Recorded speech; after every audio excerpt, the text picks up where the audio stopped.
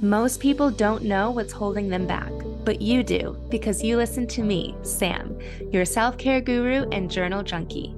Welcome to Journal Entries, your safe place where you can tune in weekly to get tips, tricks, and journal prompts to uncover your feelings, gain clarity, and make your move.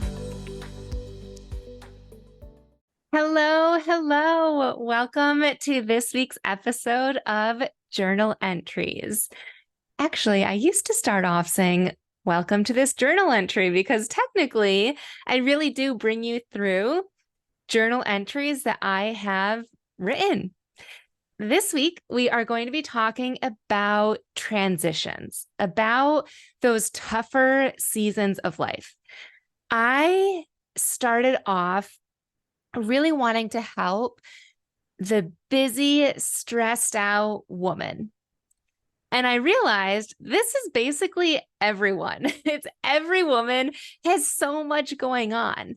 And when I really sat down to think about who is it really that I would love to touch their heart and hold their hand and walk them through what they're going through, my heart felt called to help the version of me who was truly struggling, the version of me who was in the thick of it, who was in the middle of a really tough season, if you will, or as I like to call, a transition. This is because I've been through a lot of transitions, starting from right after I graduated from grad school. I started the sequence of moving, and moving takes a toll on you. If you've ever moved, it's just a lot. It's a lot emotionally, mentally, and physically. And I've moved 8 times in 10 years. I moved twice within the Albany region, and then I moved to the Boston area, and then back to my hometown, and then up to Maine. And we moved, me and my partner at the time moved twice to do 2 different places, technically 3, now that I'm thinking about it, 3 different places there. And then we moved down to the Outer Banks right before coming back to my hometown, which is where I currently am with my son. It's a lot. It was a lot. So just moving, but then other transitions are things like binge eating disorder. That was something that I struggled with for a very long time, and I overcame that. I went through pregnancy. Talk about transition of being an independent single woman or married woman, just on your own, to then carrying a child, and then new mom life. Holy moly, that is like a whirlwind. That was a transition of just getting used to that new normal of being a mom, having this other being to take care of. And then my story went into divorce and single parenting, and then of course daily stress and overwhelm and all of the things that we all face. And so that's just a really quick overview of some of the tougher seasons and transitions that I have been through in my adult years. Full disclosure, I did not journal through all of that. Journaling was not a priority for me through all of those items that I just went through. Looking back, I didn't journal before my rock bottom, if you will, because I now know that journaling is being really, really honest with yourself. In my mind, journaling connects your head with your heart. It makes everything make sense. And my heart wasn't ready to face what I knew my head would be telling me if I asked the right questions. Back when I was going through eating disorder, back when I was going through all of the different moves, back when I was going through certain arguments with my partner, I wasn't ready to be honest with myself. And that's okay. But if you are listening to this and you feel that same way, but you also feel like you would like a process or some journal prompts to start tapping into that, stick around, because I do have prompts that I would give to my past self that I wish I would have had at the time. But I did start to journal when I reached what I felt was my rock bottom, which was new mom life. Saying that out loud, that sounds like it should be bad. New mom, becoming a mom is a beautiful thing, of course, right? But it's a lot. And I specifically remember writing in my journal that I felt like I was dropping all of the balls, like dropping the parenting ball, the wife ball, the business ball, the meal prepping ball, and the fitness ball, like all these balls that are supposed to be up in the air and we're supposed to be managing all the time. They were just all like heavy weights on the ground. And that's why I journaled. I still remember that I was sitting on the couch with my partner and I just was all of this was like inside of me. And I just excused myself. I said, I'm going to get up and I'm going to go journal because I have a lot on my mind. I didn't, again, I wasn't even honest with myself at that point before that journal entry to be able to say how I felt to myself, let alone share it with somebody else. So I just excused myself. I went into our spare bedroom. I think I locked the door because I didn't want him to walk in on me. I allowed myself to cry and I just wrote that quote about all of the balls and then just vented. And I did expect to feel relief. That's the whole purpose of why I journaled. But what I didn't expect was to feel the sense of validation and hope that came from journaling that night. That's when I knew that I wanted to continue journaling, when I wanted to continue showing up and just being honest with how I felt. I had no idea that it would turn into what it is now, like this safe haven for me and even a business and this podcast. I had no idea. I just knew that it felt good. And I just needed more of that in my life. And so if you are looking for something like that, here are the 3 things that I would do. First is define what consistency looks like for you. Consistency does not mean daily.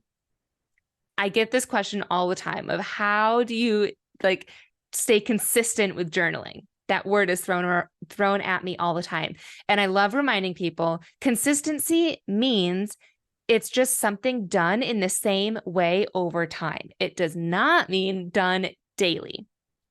So maybe consistency for you is once a week, or maybe it's every Monday and Thursday before you watch your favorite TV show. Another great way to be consistent is to habit stack. So if you often have a cup of tea or wine or whatever it is, maybe you journal while you have that. Like for me in the mornings, I have my pre-workout and journal at the same time. So that's just another consistency tip. But define what consistency looks like for you. Step 2 comes down to what to write. I was giving a presentation recently and somebody asked, what happens when you have too much on your mind that you feel like you would just write forever and ever? And I loved this question because normally I get asked, like, I have nothing on my mind. What do I write? So when you have so much on your mind, it's kind of like how I felt when I first started journaling. So what I would love for you to think of is what is weighing the heaviest on your mind right now? Or what is weighing the heaviest on your heart? Where if that part could ease up a little bit, and the rest of your day or life would feel a little bit easier, what is that thing? So try and pinpoint, even though you have so much going on, and you could definitely do a brain dump, kind of like I did. I just journaled all the things, but you could also try pinpointing one thing. And then the goal is relief. So just ask questions about that thing that you just pinpointed. Questions like what, why, what is the meaning, and just kind of get all the details out. What this is doing is getting it out of your brain and onto paper. Sometimes people fear that doing that might bring up the emotion, and it might, but the act of getting it onto paper is the step of releasing it, of getting rid of it. And there are additional steps, especially if it lingers, to actually working through it. But this alone might be exactly what you need. And then the third step is for the person who I talked about earlier, who is afraid of what she might discover in her journal. She's afraid of what she might write when she starts writing and asking herself the questions. And so for her, for you that's listening, I want you to ask yourself, what am I afraid to uncover if I dig into this area of my life? What is it deep down? And then secondly, what is the worst case scenario if I don't address this area? I was always such a positive person, and I looked at the best case scenario no matter what. Always. Like, I think the term worst case scenario was not even in my vocabulary. I always thought about like, yeah, this situation kind of stinks. It's not great, but best case scenario, here's what's going to happen. However, if I was honest with myself, and even more so, if I was brave enough to look at the worst case scenario for me, that would have been going through a divorce before I had even gotten married, when I was questioning certain things that were going on, my life would be so different right now. And for better or worse, it doesn't matter. But just exploring that question is going to be so eye-opening and potentially provide so many answers or even just insights that can really help you through this season of where you're at. And like I mentioned earlier with another prompt, it might just be the very beginning and of working through it, but it's the very first step of being brave enough to honor where you're at and what's happening and how you're feeling. I did just create more journal prompts. I love prompts. If you can't tell, I provide prompts in every single podcast episode that I share with you.